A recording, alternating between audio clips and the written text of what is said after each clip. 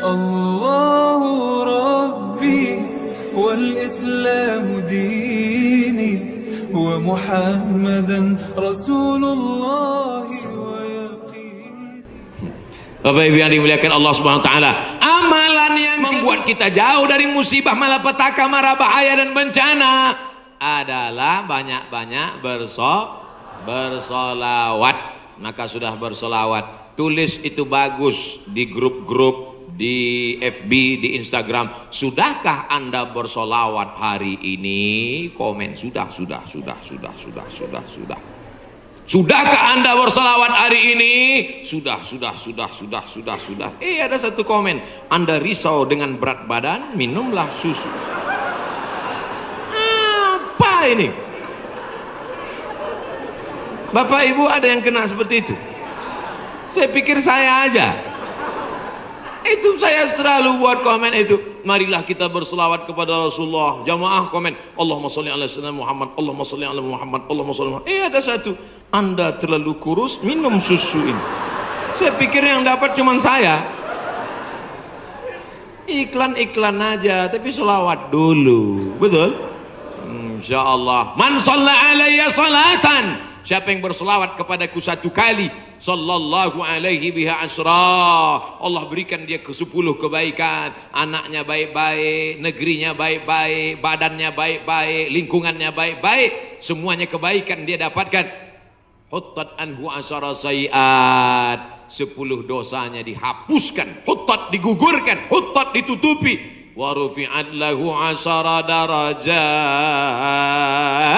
dinaikkan 10 derajat tingkatan kemuliaan. Saya yakin dan percaya ini yang berada di atas ini pastilah mereka yang rajin bersolawat, makanya dinaikkan derajat mereka. Langsung katanya Pak Ustadz, kalau solawat itu 10, kenapa cuma lantai 2? Anak tangganya lebih 10. Nah itu derajat. 2 kemungkinan, karena rajin solawat atau lambat datang. Oh tidak, karena di sini perempuan dimuliakan. Siapa yang mengatakan perempuan dihinakan? Siapa yang mengatakan perempuan tak boleh masuk tempat ibadah? Justru di tempat kami Ustadz, perempuan dimuliakan, diletakkan di tempat yang tinggi. Betul? Ini bagus. Arsitek-arsitek yang mau bangun masjid, tiru Masjid Al Hasan Bumi Panyawangan, Dewan Kemakmuran Masjid Al Hasan Bumi Panyawangan. Tiru masjid ini. Ini bagus, karena kadang ada dibuat perempuan di belakang, perempuan di atas. Karena kalau dibuat di perempuan di belakang, itu anak-anak muda yang di belakang itu lain bunyi aminnya. Ghairil maghdubi alaihim waladdallin. Amin. Rupanya ada anak gadis di belakang. Perempuan bagus di atas. Bapak Ibu nanti insya Allah umur panjang, badan sehat, bisa ke Masjid Hasan II di kota Casablanca, ibu kota Maroko, tempat saya kuliah. Nama negaranya Maroko, ibu kotanya tulisannya Casablanca, cara bacanya Casablanca. Casa artinya rumah, Blanca artinya putih. Casablanca rumah warna putih. Bahasa Arabnya ad-darul bayda, dar rumah, bayda putih, rumah putih. Di sana ada masjid di tepi laut Mediterania, dibangun oleh Raja Hasan II, dan perempuan dibuat di atas, laki-laki semua khusyuk di bawah. Saya kira ini meniru arsitektur masjid dunia, insya Allah cantik luar biasa. Ada kaligrafinya, masya Allah. Saya yakin semua orang yang masuk ke masjid ini semua berdecak kagum seperti melihat kucing.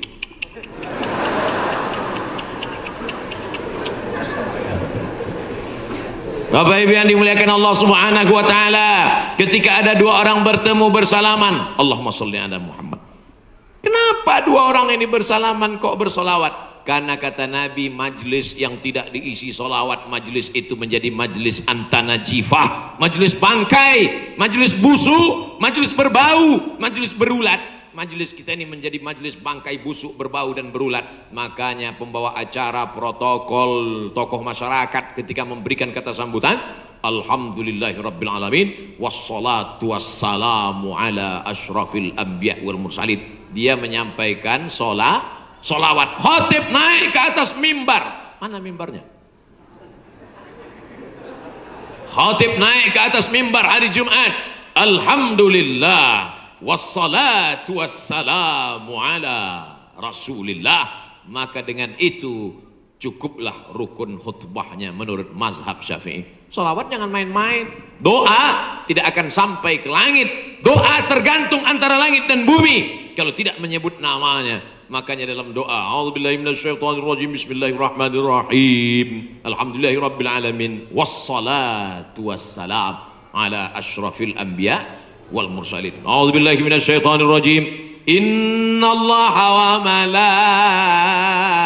malaikatahu yusalluna 'alan nabi. Ya ayyuhalladzina amanu, hai orang beriman, sallu alaihi, berselawatlah kamu kepadanya, wasallimu taslima. Sahabat semua tahu cara bersalam. Assalamualaikum ya Rasulullah, assalamualaikum ya Habibullah, assalamualaikum ya khaira khalqillah, assalamualaikum ya safwatallah, assalamualaikum ayuhan nabiyyu wa rahmatullahi wa barakatuh. Kaifa nusalli alaika? Kami sudah tahu cara bersalam. Bagaimana cara kami berselawat kepadamu? Nabi mengajarkan, Allahumma salli ala Muhammad wa ala ali Muhammad. Tidak ada sayyidinanya. Tapi dalam hadis lain Nabi berkata, ana sayyidu waladi Adam. Ana, saya, sayyidu, pemimpin, waladi Adam, semua anak cucu keturunan Adam, aku pemimpinnya. Maka saya merasa nggak sopan kalau nggak nyebut nama dia pakai sayyid. Maka saya katakan, Allahumma salli ala sayyidina Muhammad. Tapi saya nggak pernah nyalahkan yang nggak pakai sayyidina. Tiba-tiba ada satu kiai ustadz ceramah, Allahumma salli ala Muhammad. Salah. Tapi saya merasa saya bersopan santun. Protokol memanggil. Berikut ini, mari kita panggil penceramah kita hari ini yang akan menyampaikan tausiah. Mari kita dengarkan bersama. Yang akan menyampaikan tausiah di masjid kita adalah Somad.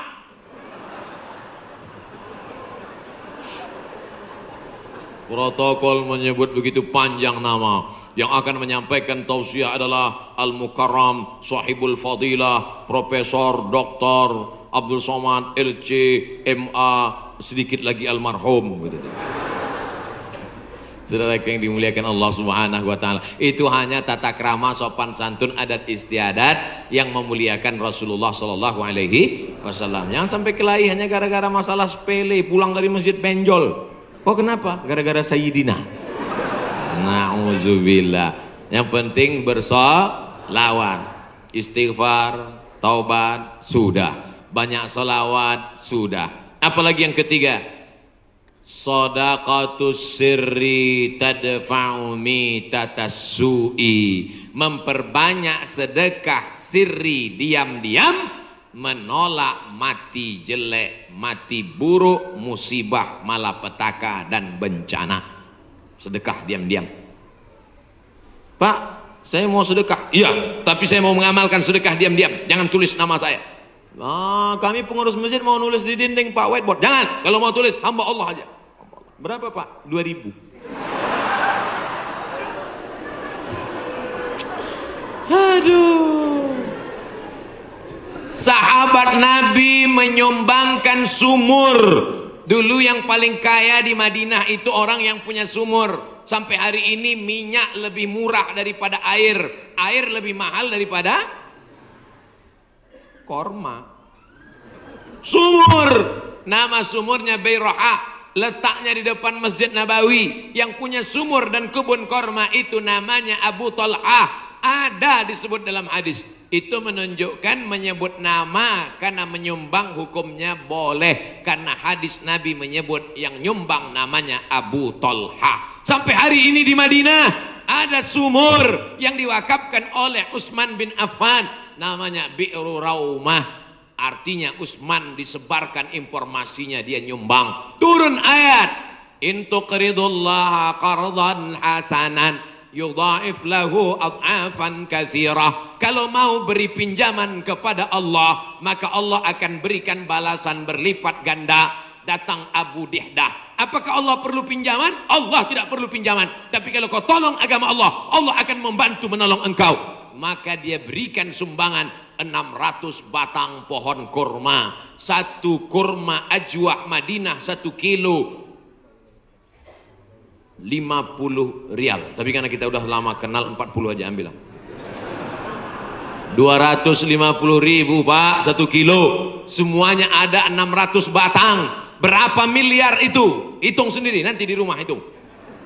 Ada 600 batang. 1 kilonya korma ajwah 50 rial. Kualitas bagus dari Madinah asli. Man tasabbaha, siapa yang pada waktu paginya makan 7 butir korma ajwah, maka dia tidak diganggu setan, tidak bisa kena sihir santet, dan tidak kena racun. Makan 7 butir pagi, itu 1 hari. Siapa yang nggak percaya hadis ini, besok pagi makan 7 butir, habis itu cari dukun santet. Aku udah makan, santet.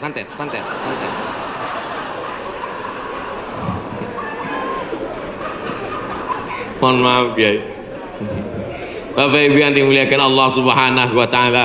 Makanya kita kalau mau tolak bala, menolak musibah, di kampung saya ada namanya istilah sedekah tolak bala. Di tempat Bapak Ibu ada? Ada. Oh, ternyata sama. Sedekah tolak bala, menolak bala, menolak musibah. Makanya orang kita paling banyak sedekah pas mau bulan suci Ramadan. Ini sudah masuk bulan Rajab ini. Habis Rajab nanti bulan Sya'ban, ngundang anak yatim. Anak yatim nanti datang ke rumah ya, kami mau sedekah tolak bala musibah. Ya, datang anak yatim jam 5, disuruh baca Yasin 3 kali. Fasubhanalladzi biyadihi malakutu kulli syai'in wa ilaihi turja'un. Shadaqallahul azim. 2 kali lagi. Akhirnya baca lagi sampai jam 5.45. Shadaqallahul azim. Tahlilnya belum. Afdalu zikri fa'lam annahu la ilaha illallah. Semangat anak yatim. Datang angin berembus kencang, menghembus koran penutup piring, rupanya mie. La ilaha illallah. Mie-nya mihon kecil. Begitu selesai baca doa, dimakan mie pedasnya minta ampun. Sampai ke rumah mencret 3 hari. Ini bukan sedekah tolak bala, sedekah ngundang bala. Orang Mesir bersedekah tidak formal-formal seperti kita. Kami dulu waktu kuliah di Mesir, datang orang Mesir pas di bis, dia tanya, Asyawi maksudnya orang Asia. Dia curiga dia susah membedakan, saya dilihatnya seperti Eropa kan. Terus dia tanya, anta Asyawi, anta Janub Syarq Asia. Janub Syarq Asia artinya Asia Tenggara. Anta min Janub Syarq Asia. Ya, Indonesia wala Malaysia wala Thailandi. Dari Malaysia atau Indonesia, Thailand. Indonesia, tapi dia mudah membedakan. Karena kalau anak-anak dari Brunei itu pakai sepatu rapi. Kalau Indonesia pakai sandal jepit. Krisis moneter 97-98. Ketika itu harga $1 20.000, susah. Maka langsung orang Mesir ngambil dompet, ngeluarin 200 pon, dia kasih. Khud miten gini, ini ambil 200 pon, nanti makan sama teman-teman buka bersama ya. Gitu sedekahnya. 30 hari selama bulan Ramadan di Mesir. Tahun 99 30 hari, tahun 2000 30 hari, tahun 2001 30 hari, tahun 2002 30 hari. 4 kali Ramadan nggak pernah masak buka puasa. Sedekah orang Mesir itu luar biasa. Kalau orang Makkah, orang Madinah banyak sedekah biasa. Karena orang Makkah Madinah itu kaya-kaya, karena banyak minyak, digali tanah keluar minyak. Tapi Mesir miskin, sama seperti kita, susah. Tapi sedekahnya luar biasa. Itu bulan Ramadan ada namanya Maidatur Rahman. Maidah meja makan, Rahman meja makan Tuhan. Kenapa? Karena nggak diketahui entah siapa yang nyumbang. Jam 6 sore anak Indonesia sudah duduk manis. Setiap 3 hari tukar menu, 3 hari tukar menu. Hari pertama ayam. Ayam itu potongnya cuma 2 kali saja. 1, 2, 1, 2, seperempat, seperempat, seperempat, seperempat, seperempat. Mau paha atau dada, seperempat, seperempat, seperempat. Bukan seperti tempat kita, ayam itu dipotong.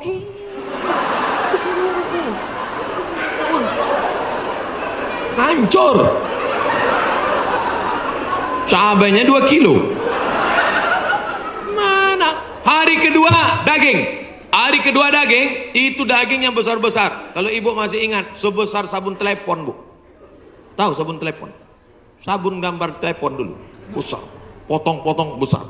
Bukan seperti tempat kita diiris tipis.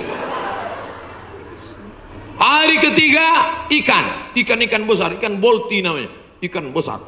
Pokoknya tiap hari. Begitulah hebatnya sedekah mereka. Oleh sebab itu kalau kita mau menjauhkan dari malapetaka, bencana, musibah, virus ini, banyak-banyak bersedekah. Ada seorang anak muda meninggal dalam keadaan sujud di belakang makam Ibrahim pakai kain ihram. Di tanah suci, di samping Ka'bah, belakang makam Ibrahim, pakaian ihram di sujud terakhir. Tidak ada kematian yang lebih indah daripada ini. Dan ini tidak bisa di request.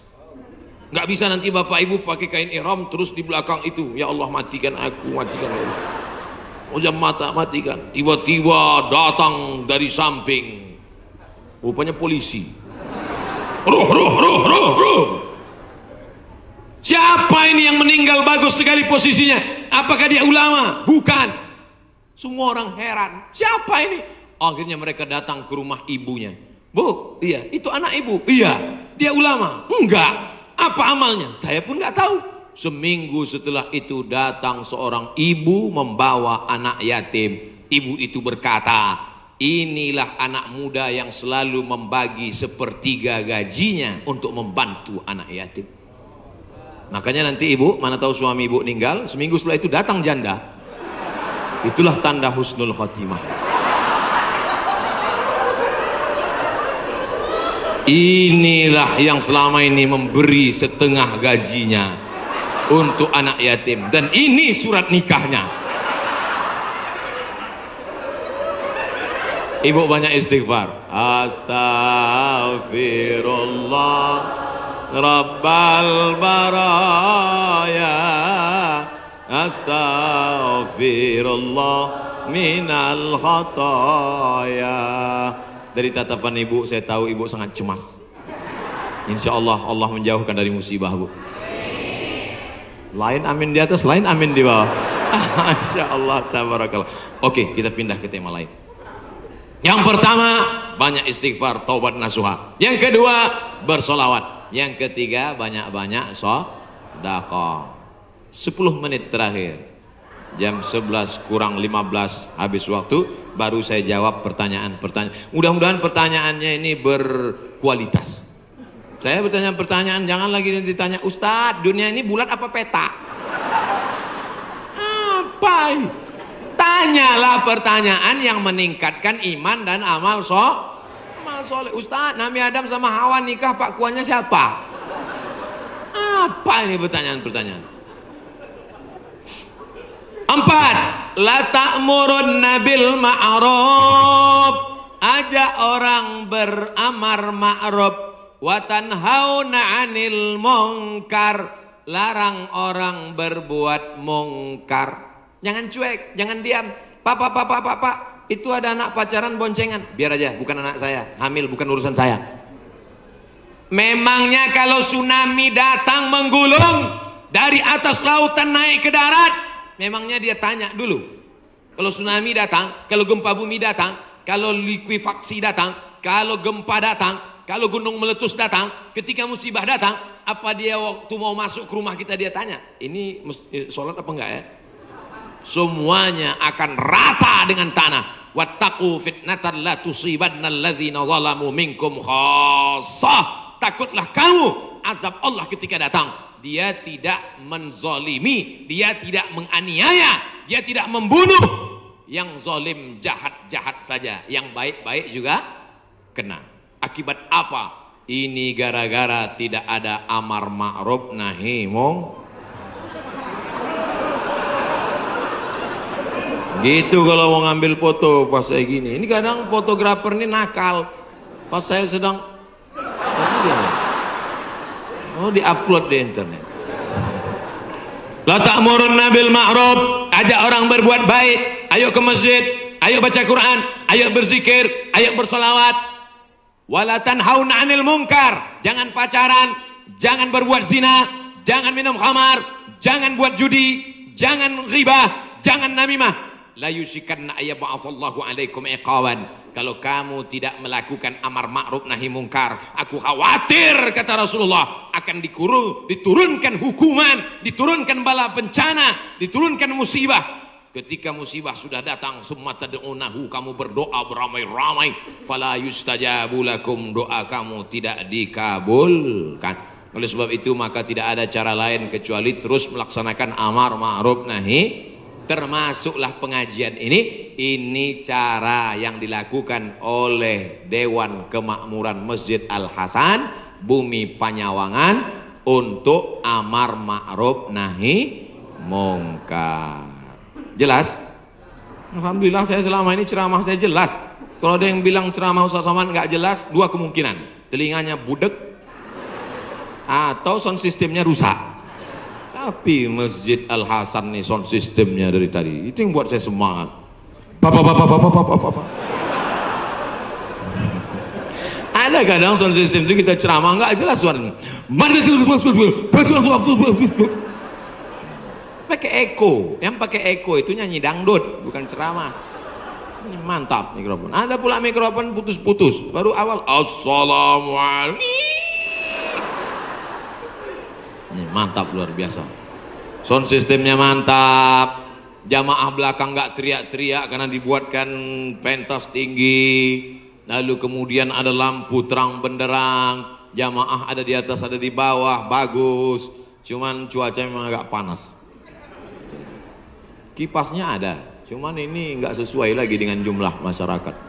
Oh, saya ada di atas juga rupanya. Mantap. Kanan kiri ada, atas ada. Cuman di jalannya agak lambat geraknya.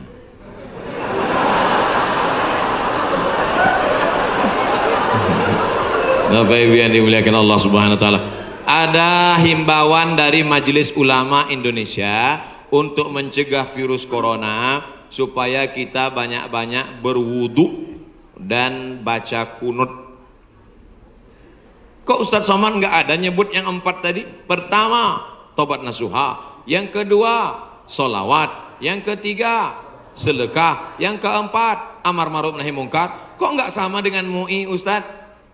Berwudu. Tadi kan kita bahas sholat taubat. Mungkinkah orang sholat taubat nggak pakai wudu?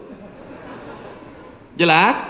Jadi jangan nanti katakan Abdul Somad melawan MUI. Orang saya anggota komisi fatwa MUI Provinsi Riau. Lalu kemudian tentang kunut. Kunut ada namanya kunut witir, ada namanya kunut subuh, ada namanya kunut nazilah. Nazilah untuk menolak bala selama 1 bulan. Nabi baca kunut nazilah untuk menolak, angkat tangan. Kunutnya panjang. Allahumma dafa'an al-ghala wal waba wal fahsya wal riba wal zina ma dhahara minha wa ma batan. Ketika membaca doa kunut itu, jamaah semuanya menangis di belakang supaya jauh dari segala malapetaka, bencana, musibah. Di tempat kita jamaah menangis juga karena kunutnya terlalu panjang. Makmum di belakang, kapan ini sujudnya? Bapak Ibu yang dimuliakan Allah Subhanahu wa taala. Insyaallah doa kita bersama di akhir majelis nanti menjauhkan dari segala malapetaka, bencana dan musibah. Lan tamuta nafsun, orang tidak akan mati qabla an tastakmil rizqaha wa ajalaha. Orang tidak akan mati sebelum ajalnya penuh, sebelum rezekinya penuh. Kalau ada orang mati, itu bukan karena ditabrak, bukan karena jatuh, bukan karena virus, tapi karena ajalnya dan rezekinya sudah penuh. Itu harus diyakini. La haula wala quwata illa billah. Tapi tetap harus ada usaha. Jangan pulang dari sini yang anak-anak muda langsung pakai motor, nggak pakai rem lagi. Tangkap sama polisi. Kenapa kamu lewat lampu merah nerobos? Lan tamuta nafsun qabla an tastakmil rizqaha wa ajalaha. Orang tidak akan mati sebelum rezekinya penuh dan ajalnya penuh. Kata Pak Polisi, saya juga hadir ceramah tadi.